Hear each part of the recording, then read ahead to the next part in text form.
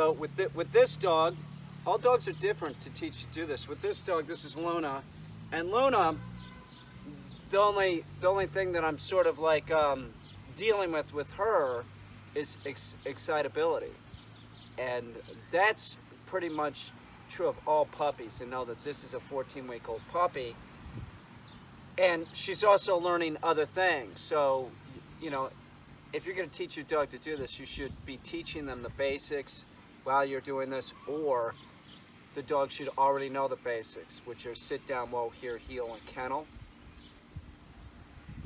Train your dog, be thorough. Don't just train your dog to do one thing. That's trick training, that's bullshit. Make sure that the dog's obedient. Now, if you have a, the pollen is killing me. If you have a dog like this young puppy, she's very excitable. So I have to pick and choose my times when I interact with her. Like right now, I would interact with her because she's sort of chilled out. So that this would be a time that, you know, I would try and get her to hold it. So I'll put the object in her mouth, hold, I roll it in, hold, hold, hold, hold, hold, drop. Sit. Good girl. That's successful. So say we do this like 3 times. This is a young dog. This dog isn't even 4 months old yet. Build your dog up to it. You know? So say I do this 3 times. Put the object in the dog's mouth. God, she's so cute. It's crazy. Do it 3 times, putting the object in the dog's mouth, and then this session's done. You got to build on success, and you can't overwhelm the puppy. Keep the sessions real short. I mean real short. All puppies are sort of excitable. This one just sort of gets really excited, you know. And know that's the point where all dogs make a mistake. They make the mistake when they're excited. They bark, lunge, bite, or just don't listen. Hey, sit. Luna, down. No, down. Down. Good girl. You're awfully cute. Luna, hold. Hold, hold, hold, hold, hold, drop. That was good. I got this dog all figured out. Down.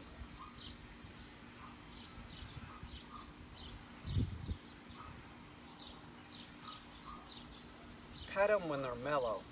Don't pet them when they're excited. That's what you want to do. It exacerbates the whole thing. They're so easy to excite, so it exacerbates the whole thing. If you're petting the dog when it's excited, don't do that. Don't do that. You are doing this, you know, teaching a dog hold. Use a table, and you can also put the dog in a high collar. That's fine. That's helpful.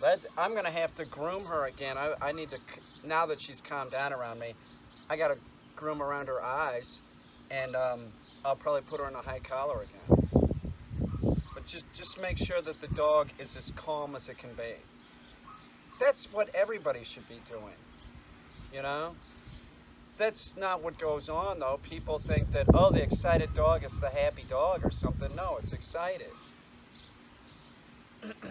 Luna, you're a good dog. Oh, God damn. You look like a movie star. Look at you. Hold. No, hold. Hold. Drop. It won't go perfect every time. Don't worry about it. Just take your time. We'll do it one more time. Luna, sit. What do you mean no? Really? Come on. Please? Get up here. Come here. Sit. No. No. No. No. Down. No.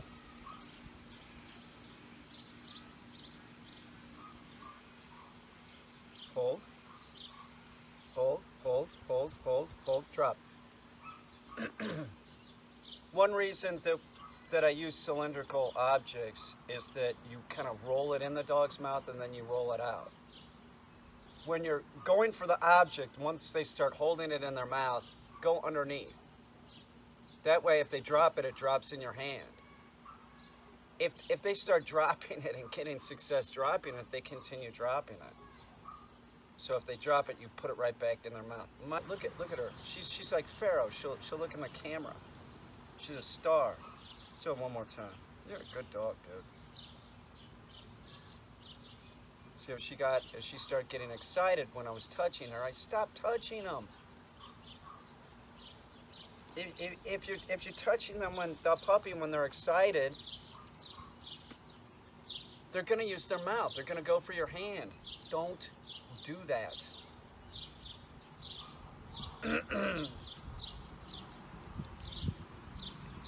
No hand wrestling, getting on the ground, doing this. Don't do that.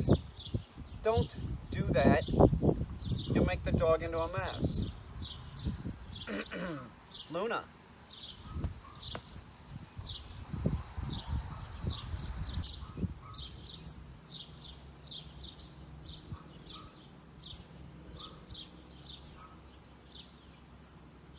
No. Hold. Hold, hold, hold, hold, hold, hold, drop. You're doing good. Sit. Let's try the square one once. It's an athletic little dog, it really is. And I bet its nose, to tell you the truth, I bet its nose is great, and we'll start scenting the objects with either bird scent or vanilla.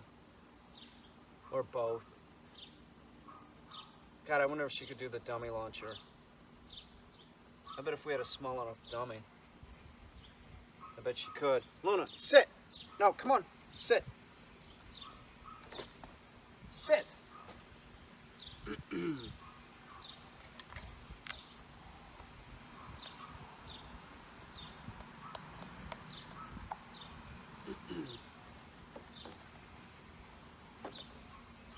Luna.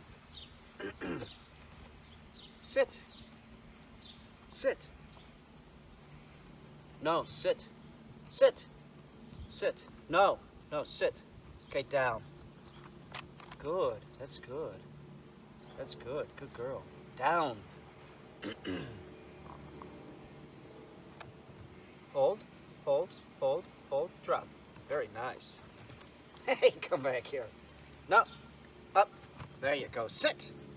No, sit. Good girl. Down. Good. Sit. No, sit. Come on, you. There you go, you little nut. Look at that tail. Down. Sit. No, Luna. Up. Sit. There you go. Good girl. What a goon. Luna, down. Down. No. Down. Down. Down. No. Down. Down. Down. Hold. Hold. Drop. That was awesome, dude. Sit. Good. Sit. Yeah, she's fucking awesome. I'm not shitting you. Sit. Sit. No, that's down. Here. No. Come back here. Let's do it again. Hang on. Sit. No. Sit. Down. Good. Sit. Come on, you can do it. Sit. There you go. Sit. There you go. Look at her body language. This dog loves working. Luna. Luna. Down. No. Down. Hey, leave the chickens alone. Down. No. There you go. Luna, sit. No, sit. Come on. Nope. There you go. Okay, we're done. You did great. Yeah, you did great. Sit. Very nice job. Luna, you did great. Seriously. Sit. Let's go. Here. Separation anxiety encompasses 10% of all dogs and 20% of all dogs that are given up. It's a really difficult thing if you don't do your research, contact a professional, and start dealing with your dog differently. He has separation anxiety real bad. He was adopted at 2, so it's hard to say, you know, what was going on, but obviously there were issues because he was brought back to the animal shelter. So for 2 years, somebody could have been telling him the wrong thing, meaning, you know, it's a real big problem is that people think that love is enough for the dog, and it's not. And at times you have to have, you know, tough love. His mom loves the shit out of him, but she knows that hanging out with me is going to help her dog. You know, it's like go to Peter's boot camp and learn some stuff, you know. And he's having a good time. I'm not saying that we don't work, but his separation anxiety, it's intense. It would be intense if you were living in Brooklyn and you had him doing that. You have neighbors to deal with. They can come and ticket you. They can start deeming your dog a nuisance dog. They can, you know, it's like $250 ticket each time they come. You have to get it in check. You need to contact a professional and start getting the dog to be better. A bark collar can be a huge game changer for the dog with separation anxiety. But I don't recommend anybody go out and get a bark collar for the dog that isn't e-collar conditioned. First you got to teach the dog to turn off the collar. You put a bark collar on the dog, they might just start barking through it. It can really make matters worse. But with him, it's a game changer. First we taught him to turn off a remote collar. Now if I leave, I can put a remote collar on him that picks up a vibration. Like in 4 or 5 days, maybe he barked. It's got a bark counter on it, so I can tell how much he barks. Like say I go away I go to Walmart, I go to Home Depot, it takes me 3 hours. I might check the bark counter, he might have barked once, maybe twice, maybe just once. But they start seeing that the collar's on, you know, so they don't bark at all. But if you have a good bark collar, you can tell what's going on. So I'll put the bark collar on him if I'm coming outside, just because I don't want to bring one of these with me. Now this can control a remote collar, but I switch it on and off Pharaoh, and I'll also bring this out at times and I'll be in the yard, and if I hear him barking, I can stimulate him from here or use a vibration and tell him to quit, and he's quiet. If I don't have a bark collar on him, I go in there, he looks frantic. What do you want? You want if you want to badmouth the e-collar, just badmouth the person that uses it improperly. This is an effective tool and it's totally humane. This collar's on 1. It's on 1. They can sense it. Their skin is totally different. So it's sensed as an annoyance, and the vibration mode, that can be effective too. But the bark collar is similar. It catches a vibration on the neck, and either it vibrates, stimulates. Every collar's sort of different. But it tells the dog, it breaks that cadence. If I would leave, say I went to Walmart, and I was going to be gone for an hour and a half, and I did not put a bark collar on him, he will literally bark the whole time. The owner has like a pet cube or something and can watch, and she'd go to work and she's like, he barks the whole time. He will really do that. So say in a 5-day period or whatever, I check the bark counter and he's barked 15 times. That's a huge reduction. That's a dog that is being calm. I'm telling you, you see the body language of the dog in the crate. We had to teach him to like have the crate door closed. That was something in itself, because he starts flipping out when he was in the crate. Now, this is no shit. I feed him the raw diet in the crate. So he always has this good thing, and that's how it should be. Crates are not used for punishment. It's a dog's safe spot, and if your dog has separation anxiety, you need a crate to get it better. So we go inside, we're out here working or something, if I go inside, I can walk him off leash. He stays on the left-hand side at heel. This is true. He's awesome, man. This little guy, I fucking love this dog.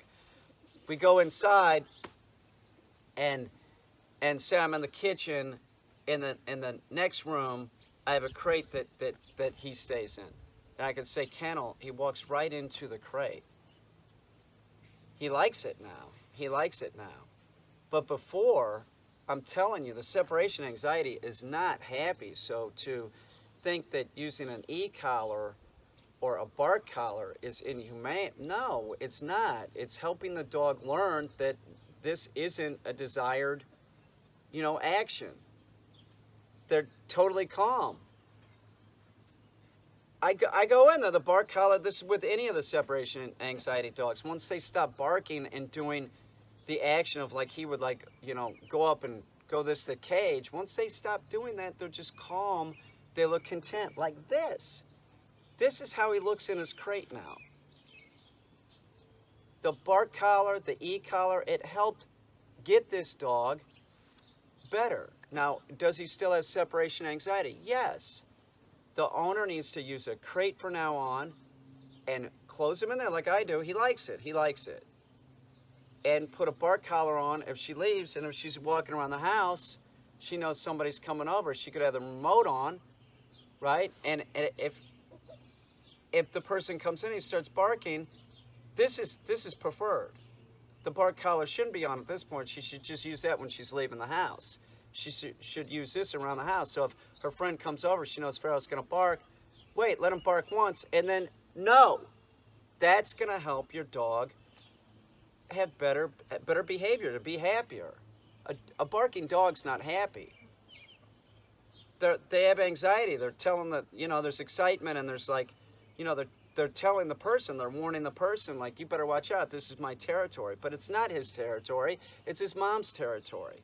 And she doesn't want that behavior. She needs to keep telling the dog to be quiet. The calm Pharaoh, the quiet Pharaoh, is the happy Pharaoh. To say, I know I'm not going to mention the name, I like them and everything, but they are anti or not e-collar, but they're anti-bark collar. But they also don't live in New York City, so I think that they don't really get it. It's dog trainers that are sort of upstate.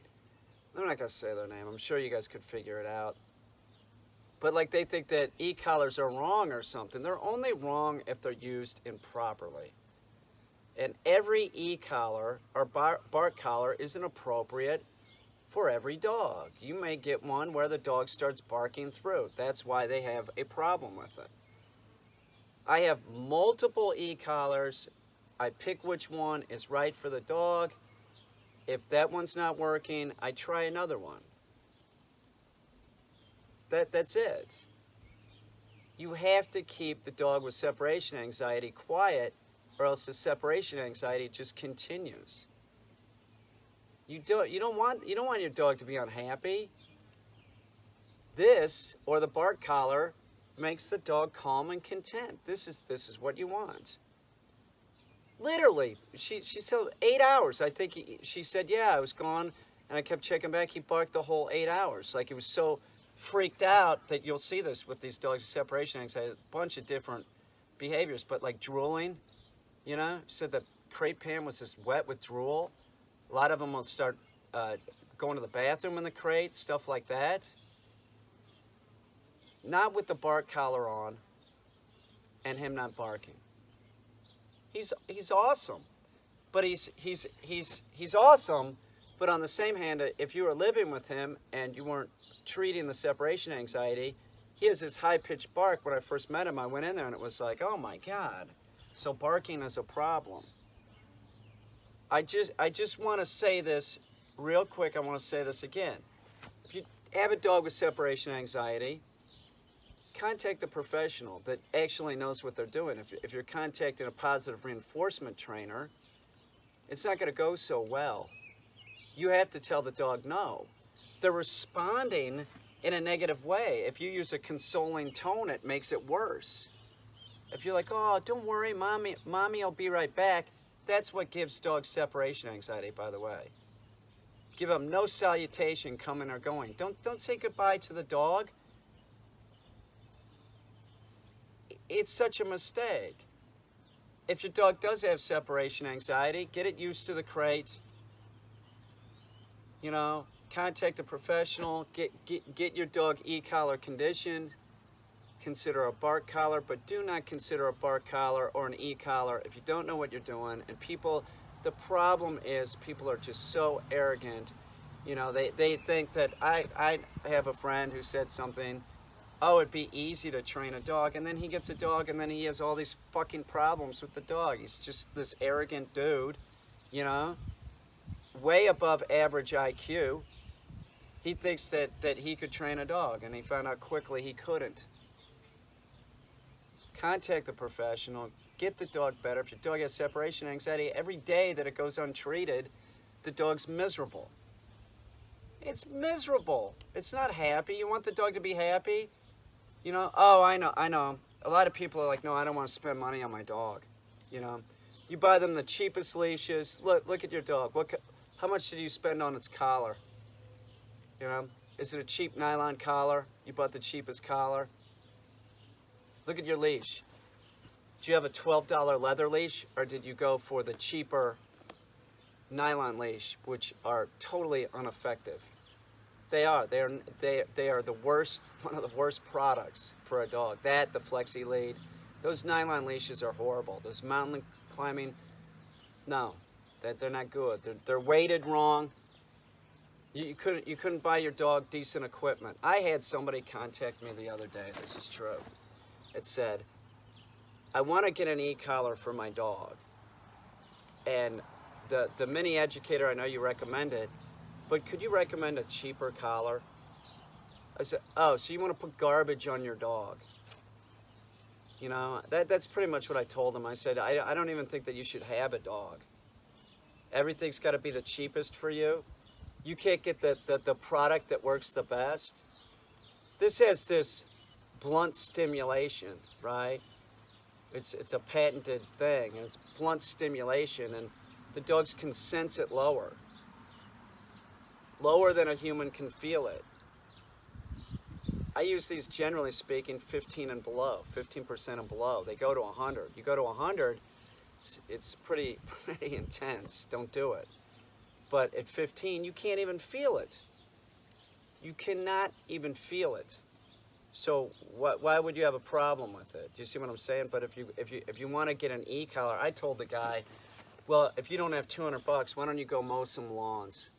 You know, you can't find $200 for your dog that he was clearly having problems with his dog, and he thinks that and it wasn't separation anxiety. He clearly thinks that getting an e-collar is going to solve his problems with his dog. He can't train the dog, but he thinks that this is going to train his dog. It doesn't. If you're going to buy a bark collar, you have a separation anxiety dog, you need to teach them to turn off the e-collar. Then you could consider using a bark collar. But like I said, all bark collars are not the same.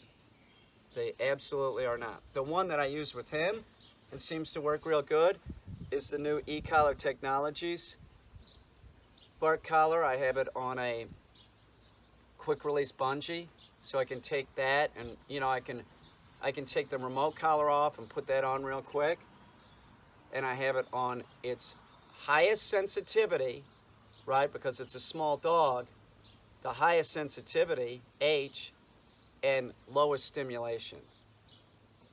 Seems to work real good. Right, Pharaoh? He's awesome, man. I'm telling you, this dog going back home now is going to be so much easier for the owner. You know, the inside stuff, like the separation anxiety stuff, so much easier. We solved that problem. We worked stuff out during the board and train with a dog like this. Absolutely. And on the street, we're going back to Brooklyn, Pharaoh. We're going to go look for some dogs. He's totally responsive now. I saw what he did. I could sort of maintain him around the pit bull that he wanted to kill. This was before he even knew me. But now, he understands the leash. He knows the e-collar's on. This guy's great. He is. He's great. We still got more work to do with him. We still got to get him to do hold better, you know. But a lot has been worked out, and he's doing great. Remember that. Separation anxiety encompasses 10% of all dogs and 20% of all dogs that are given up. Don't give your dog separation anxiety, ignoring it coming and going.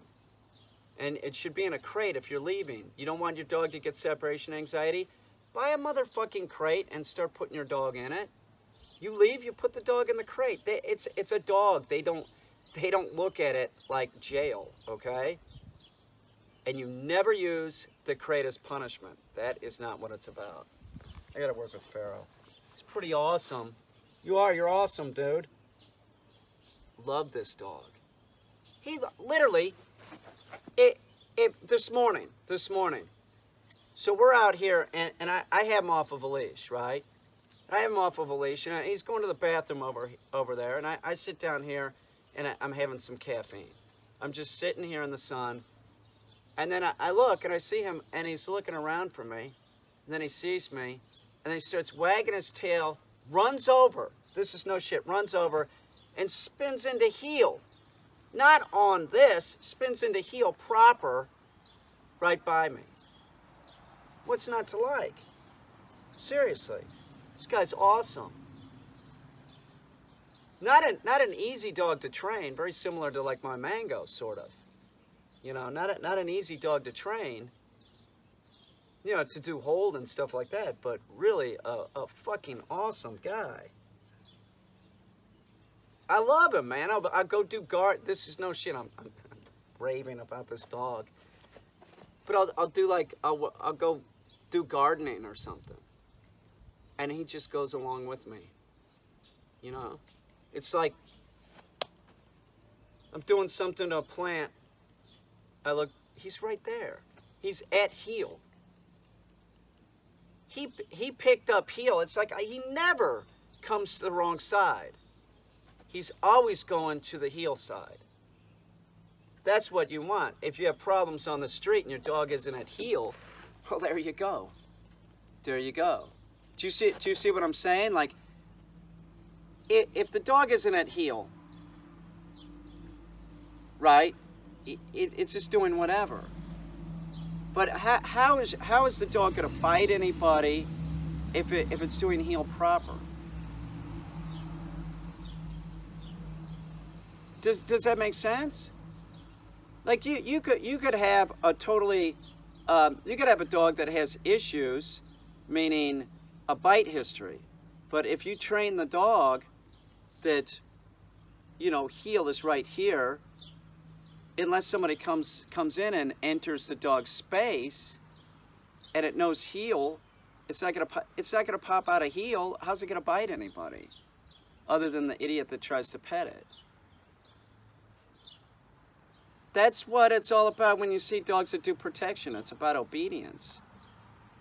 And they're trained as bite as a command, which we do bite work with him too, but instead of him biting something hard, we just want him to go get it, hold it, and bring it to me.